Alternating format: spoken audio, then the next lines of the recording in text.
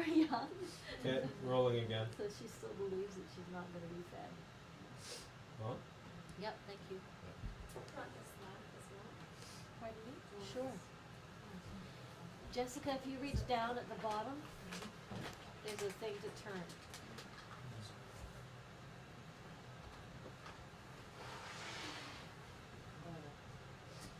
Do you serve coffee at these Nope. gatherings?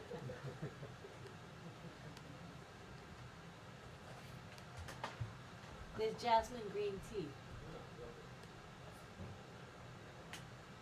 Thank you. And the reason for not serving coffee is because coffee stimulates adrenaline, the secretion of adrenaline in the body. And that puts us into a state of fear. And we don't need any more fear. We don't need to learn from that place of needing to perform, needing to understand, needing to get it. You know? C'est vraiment l'effet du café. C'est vraiment de... Parfois, nous avons l'impression d'être plus alerte, mais c'est alerte parce que l'adrénaline nous donne cette énergie de survie. Hein? The fight or flight response comes from adrenaline. And so there are, people feel that they're performing better and they're doing things, more alert fashion, but it's out of fear. Yes. I like the taste of coffee. I know, it's only for the taste.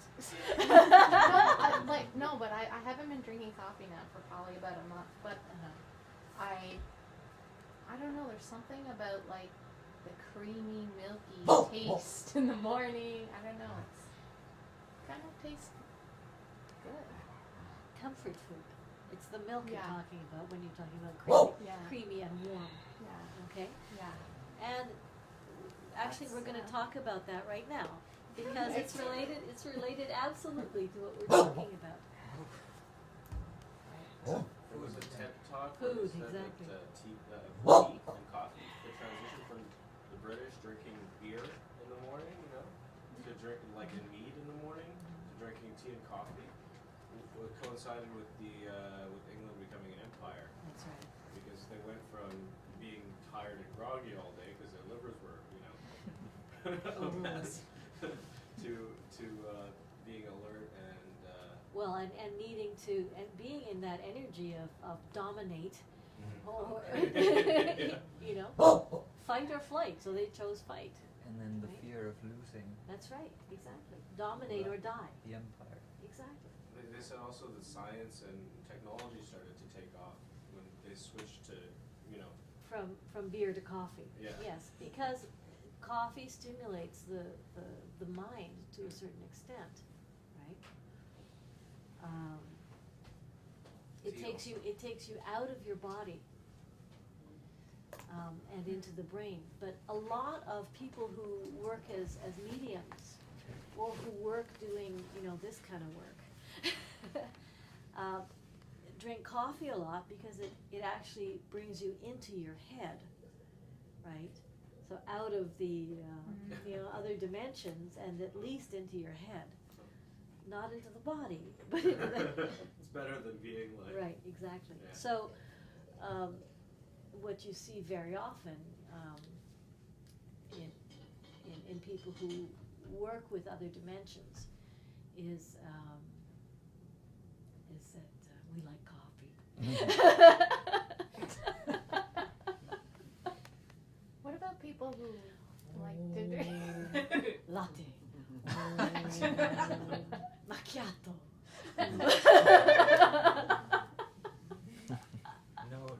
No black coffee, dark coffee. Yeah, that's Latte what I was gonna. macchiato, No, black also, Ah. yeah. Sure. Espresso. espresso, Doble.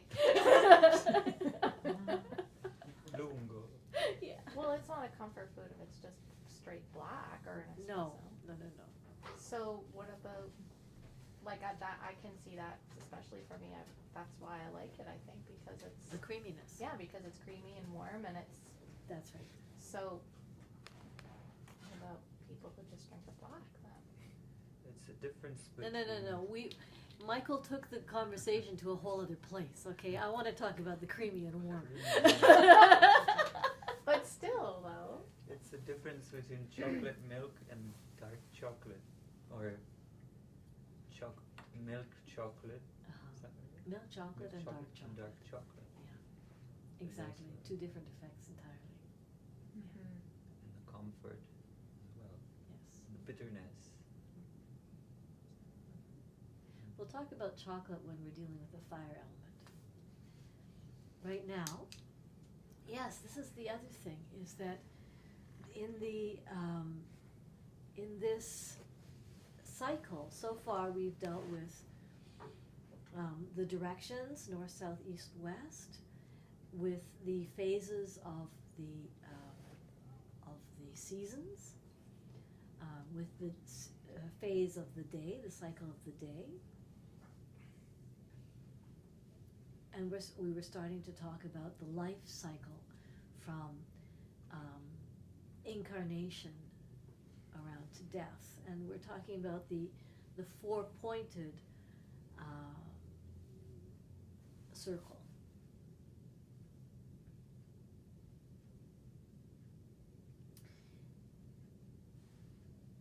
When you superimpose the five element cycle on the medicine wheel, the five element cycle is the Oriental way of understanding the movement of energy in a living system. And instead of just the 4 points, the fifth one is in the center, which is where I left off before the camera stopped. Mm-hmm. In the center. In the medicine wheel understanding, the center is the place of, as I said, the great mystery and the center point from which all spokes radiate out. And the idea is that this center point nourishes and creates the whole circumference of the circle, and that we, at all of the different points on the circle, we have this constant access and different perspectives, depending on where you are in the circle, different perspectives of the center, but the center remains one and the same, and is unmoving.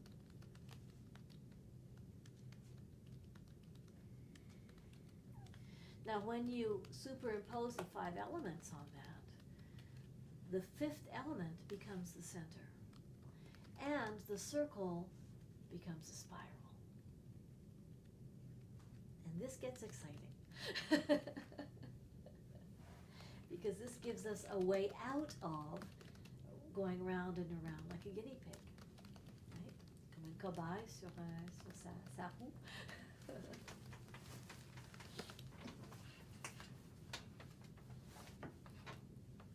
And I'll just finish this and then I'll get back to the creamy and warm. Okay. Okay, all ready.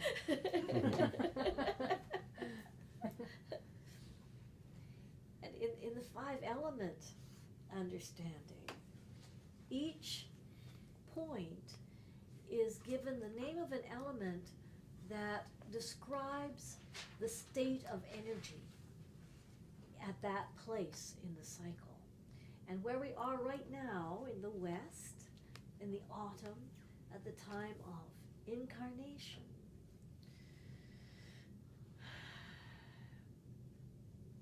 is related to the metal element. It's called the metal element.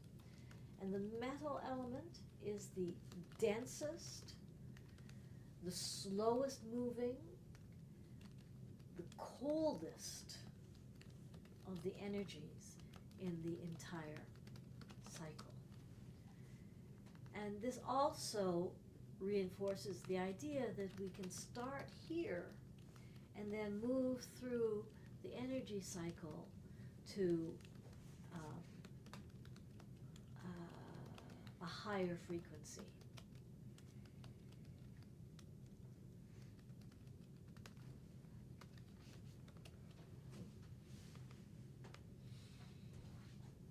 Now, we talked about the lungs and the intestines and the skin, right?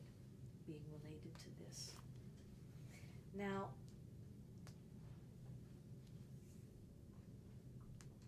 we talked about how all of us, last week, we talked about how all of us have experienced the feeling of not being good enough, right? Of having to be transformed, having to be molded, having to be reshaped.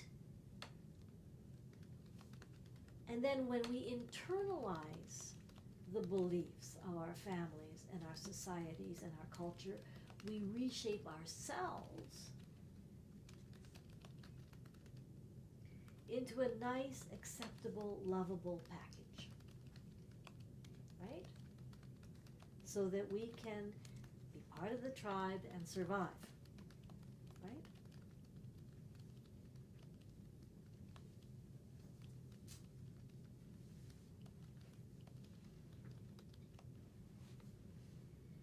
Alors, c'est quoi l'émotion qui vient quand on se sent jamais assez, jamais acceptable, jamais aimable? C'est quoi l'état émotionnel? What's the emotional state created by that feeling that you're never good enough, you are never going to be loved just as you are, and that you have to hide who you really are and become something else? How would you describe that emotional state? Oh, really lonely. Loneliness, sadness, Anguish.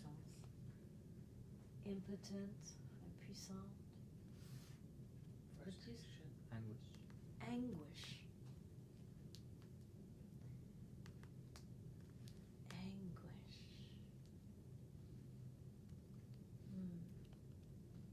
That anguish combines all of those.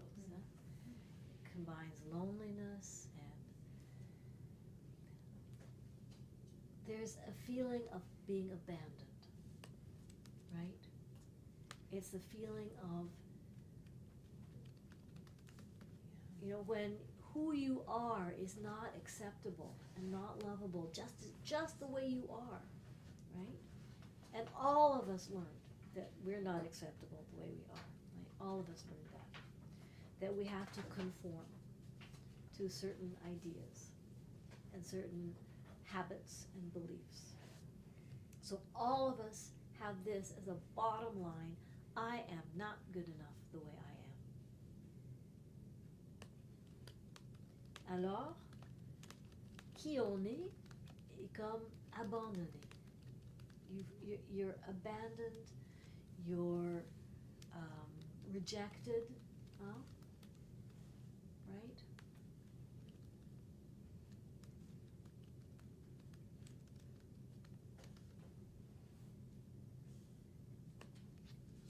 Et puis, encore, si on fait une extrapolation, on voit que ce sentiment d'être rejeté, abandonné, pas aimé et tout le kit,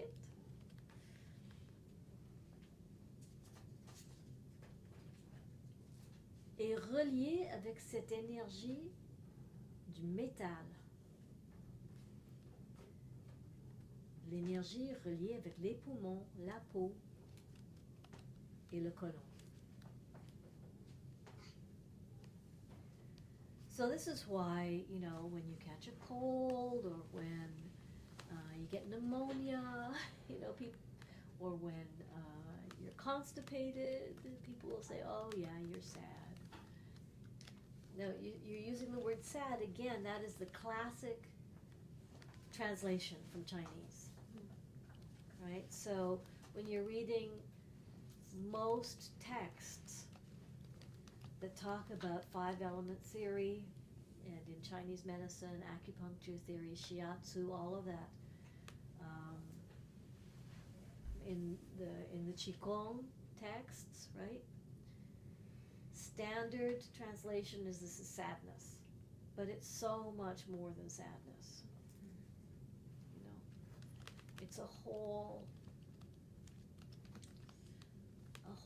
sense of, repeat myself, qui je suis n'est pas assez.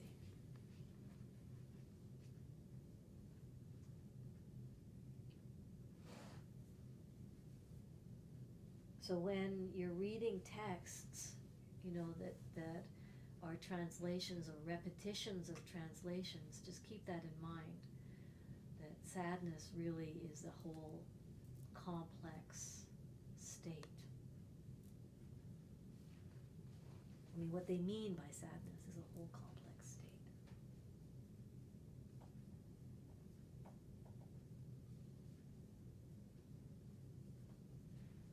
And so I hope you understood that when I was talking about the example where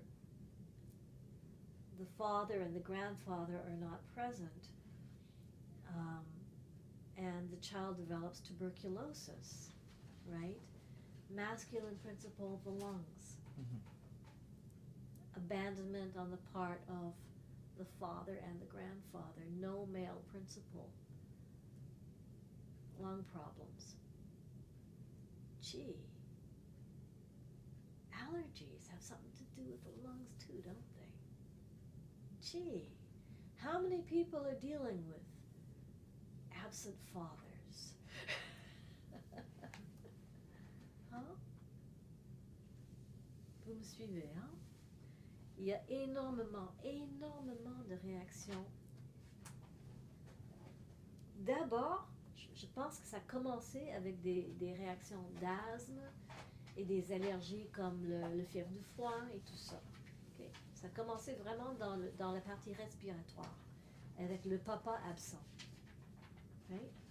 The absent father is a construction of the nuclear family. Okay? La famille nucléaire. Ça veut dire maman, papa, les enfants, dans une maison dans les banlieues, a station wagon and a dog. Right? That's the nuclear family. And this is an invention after the Second World War that somehow became an ideal.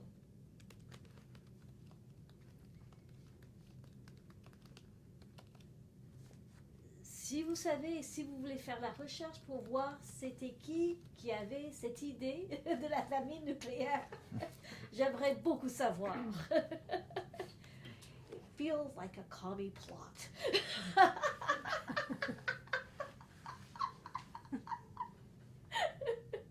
think I have the answer, but Okay. it's long.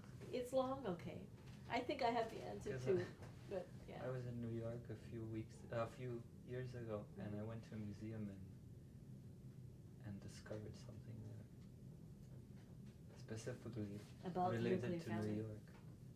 About New York? Yeah, and the creation of the highways and Ford and the cars and Yes, absolutely. It's related to industrialization. Yes, absolutely. It's related to industrialization and to urbanization. Yes. And to having to put women back in their place. After the Second World War, when women had been out in the factories and getting power. Whoa, whoa, whoa, whoa, whoa, whoa, whoa. Back in the kitchen. But it's more complicated than that. So Yeah. So, but then I mean, then you have the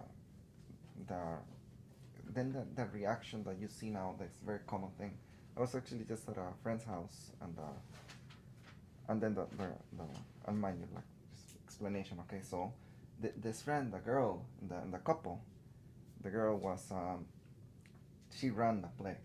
Basically. This is next. Wait a minute. This Okay. is what I'm saying. First, it started with Yeah. the absent father. Yeah. Okay? It started with respiratory problems, lots of asthma, and respiratory tract allergies. Okay? C'est ça qu'on voyait d'abord. Okay? Avec le père qui n'était pas là parce qu'il allait travailler et maman restait dans la maison. Pour longtemps,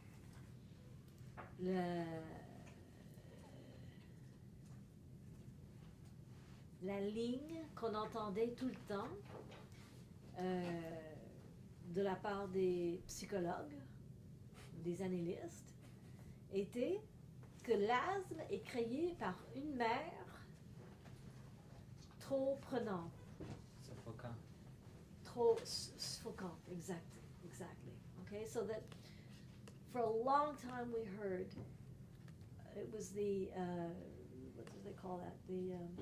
Controlling mother. The general understanding that asthma, in particular, is created by a controlling mother, right? A suffocating. So yes. A Jewish mother. A suffocating, controlling mother. Or Italian. But nobody took into account the fact that mommy has all of the place because daddy is nowhere around. Right? Et c'était vraiment un autre symptôme de cette haine que nous avons pour la mère, pour tout ce qui est femelle, que le blâme était tout mis sur maman. Right? And this blaming of the mother is very, very obvious in the incredible amount of guilt that mothers in general feel. Huh? We've gone through a whole period where mothers were seen as being blamed for everything. And then something happened. The 1940s, 1950s, barefoot, pregnant, and in the kitchen. Hein? A créé une révolte. Et pour les hommes non plus, ce n'était pas une pique-nique, hein, de se tuer dans un travail très peu probable, quelque chose qui était une réalisation de soi. Hein? Alors, se tuer pour faire vivre tout un paquet de monde qui se plaignait après parce que tu n'étais pas là. So, the nuclear family created a huge rift between men and women. Huge amounts of anger. Between women staying at home, feeling like they had to control everything. They had to keep everything in order to keep sane. Men who are never around, but at the same time out there killing themselves in horrible jobs that had, as I said, nothing to do with self-realization, in order to feed and clothe and house a gang of people who complained because he wasn't there. Right? And so both of the roles in the nuclear family were, the nuclear family, as I often say, is something that's exploded, and we're all totally full of the shrapnel. You know, we're all suffering from the ideal of the nuclear family. Most of us, almost all of us, have this idea in our, so written into ourselves, that we have to succeed, we have to make it happen, this idea of the couple.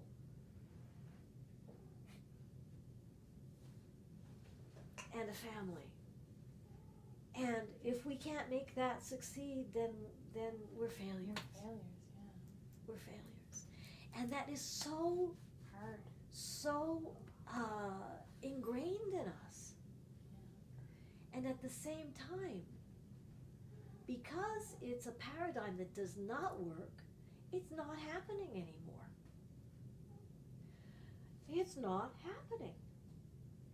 You see people trying, and then it just explodes. And they try again, and it explodes.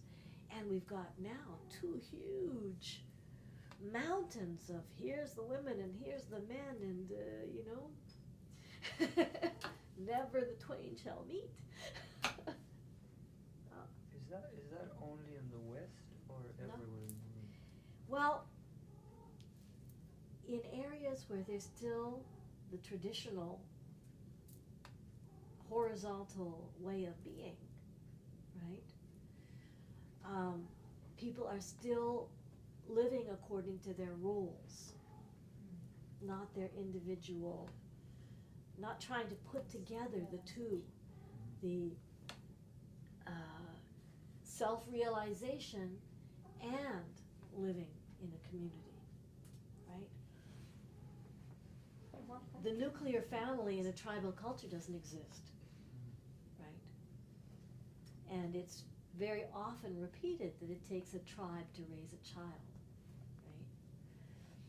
But the nuclear family and its neuroses has created so much suffering that we are now moving out of, we're forced to move out of our roles as this is what a woman does and this is what a man does, right?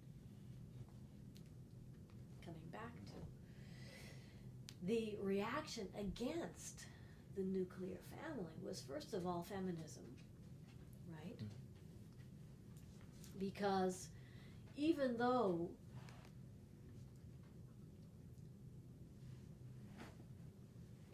it wasn't so great to go to a job every day and have to earn money to feed a family, etc., this role of the man was still the role of power, right? Alors, rentre le féminisme et ayant complètement avalé cette idée que d'être dans le monde de carrière professionnelle, de gagner sa vie, de gagner des sous, d'être intellectuel, dominant, ayant du pouvoir monétaire et intellectuel et sociétal, que ça c'était ce qui était bon, ayant avalé ça comme étant ce qui était bon et un succès. Nous, les femmes des années 40, 50 et même 60, nous sommes devenus des hommes en aspirant vers, en voulant devenir tout ce qu'on voyait qu'on n'était pas, qu'on n'avait pas le droit d'être.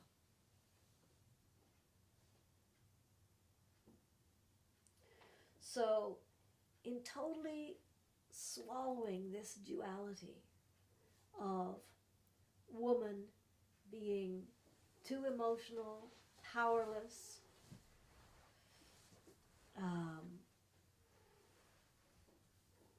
all the things that we learned about being a woman,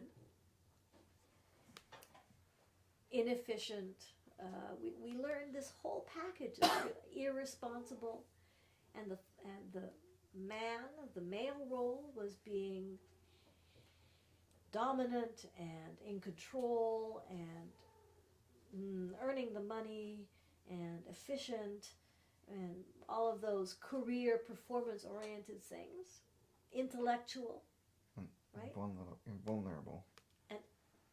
Women were vulnerable and fragile. Men were strong and never wrong. Just wait till your father comes home. Right? So we swallowed that. And we thought, whoa, I want to have power too.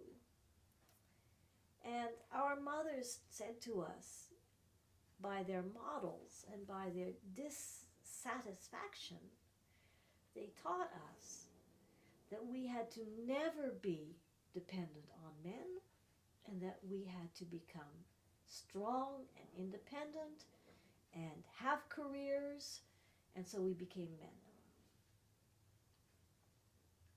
And men, boys growing up in the paradigm of the nuclear family, with only two choices, right? Learned that daddy is never here. Their mothers told them, daddy's never here. He's irresponsible. He's domineering. He doesn't care for me. He doesn't, right? So little boys learned not to be like daddy and to take care of mommy. Right? And so these little boys grow up and learn that they get their power from pleasing women, from taking care of, from nurturing. So we have a generation of nurturing feminine energy men and hard-ass bitches.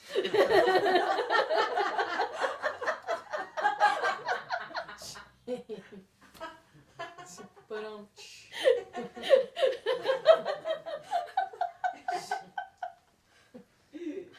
Speaking in general terms.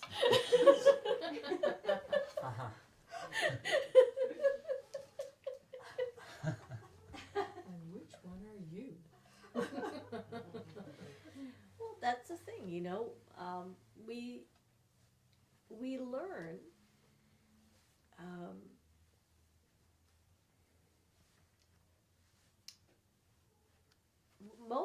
most women of my generation, you know, marching out of the 50s and out of the suburbs, we walked out with a very determined stride and briefcases under our arms, you know. And we became really efficient and really good at organizing and really smart. And then our bodies started doing things.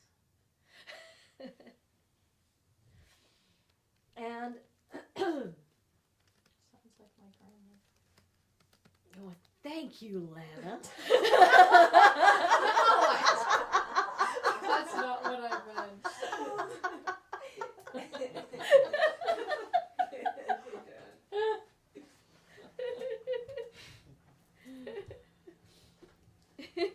You know that's not what I meant. There's a couple of things that happen, okay? First of all,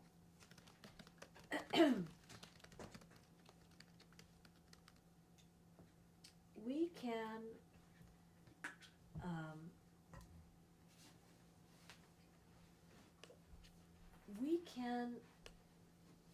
kind of we can kind of avoid thinking that we're programmed with our parents' models if we don't become parents. Can you just say that one more time? Okay? We only knew our parents as parents. Duh. Right? We didn't know them as people. We knew them as parents. Yes.